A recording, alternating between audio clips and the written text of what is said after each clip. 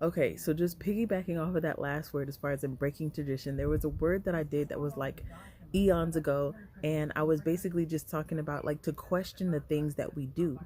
And I was talking about how the grandmother would cut the sides off the ham, so the daughter did it, and then the granddaughter asked the mother like, why do we cut the sides off the ham? And the mother's like, I don't know, my mom did it. And so we go to the grandma and they asked the grandma, and she said, well, back in that day we didn't have a pan that was big enough for the ham, so we cut off the sides of the ham.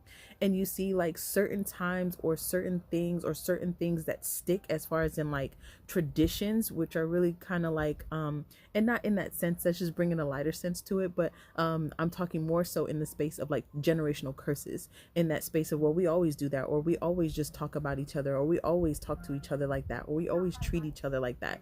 There's those spaces and places where we don't really understand why. There's certain traditions and certain things that go on, or certain things that happen, and we kind of just keep it going. Thank you, Holy Spirit. He's bringing my remembrance the word I just did with talking about Nanny McPhee, how it would be this tradition, I guess, for the old aunts or whatever to like basically take a kid and raise that kid, and da da da da da da. And I don't know if it's true or not. I haven't looked this part up, but from what I've just seen and witnessed, as far as in like different history shows and different movies and whatnot, it's been like years prior to that where they would have wars and they would send the children off to old aunts and old family members and whatnot that lived in the country, so they weren't in the thick of the war where there were bombs and whatnot dropping off. But somehow it turned into some sort of like tradition where like you just grab them or whatever, and now they have to go and learn like a uh almost like a Sunday school, or like a what is that, a beauty, not beauty camp, like a etiquette school or whatever, where they go with like an older aunt that has, I guess, a little bit more